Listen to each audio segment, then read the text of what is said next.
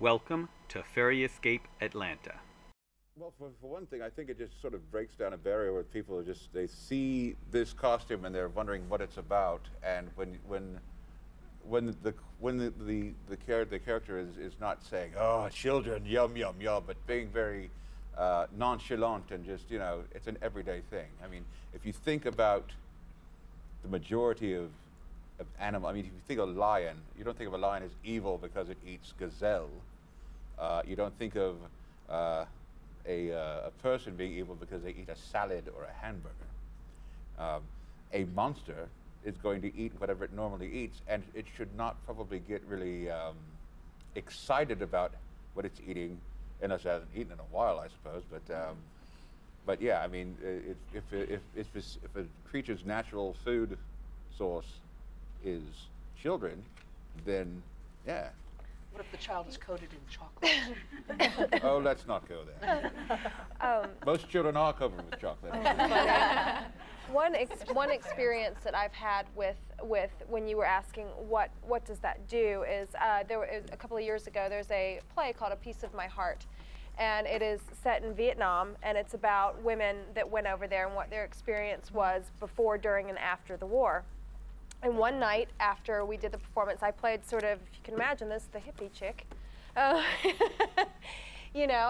one night afterwards we had, at the end of the play, we had recreated the wall with actual names from the town that we had performed in, and it was a very powerful thing. It moved a lot of people, and we had a veteran come up to us after the show in the green room, and he said, it still makes me a little, he said, "I have never talked about the war, but tonight I'm going to go home and talk to my family."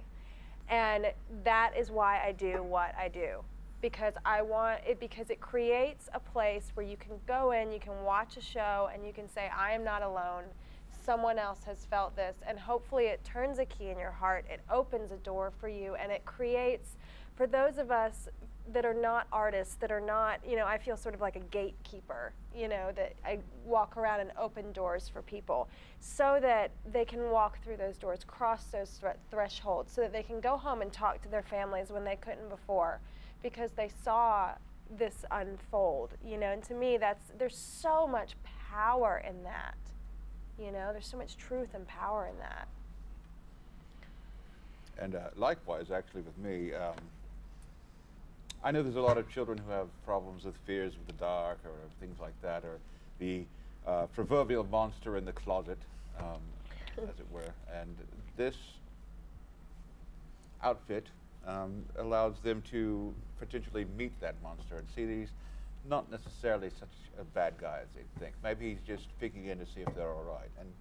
And by the way, I came up with this philosophy well before that Monsters, Inc. movie came out. But I've had very special moments where I've been able to connect with children. For example, I used to give out troll rocks, which were simply pieces of gravel, but I would tell them, they can wish on this. If they believe in the wish, that the wish will come true. And of course, for the parents, I tell them that they have to obey what their parents tell them to do as well. So the parents like that kind of thing. But on occasion, I've had a young child look around and find a piece of gravel to return to me as well. And I thought that was a very special moment. And that's the kind of thing that really fuels the desire to keep doing these kinds of things. Mm-hmm. When you can connect to a child and make them smile, or make it to where when they first see you, they're terrified, and get them to where they won't leave you alone because they can't get enough of you. That's the real paycheck. Mm-hmm.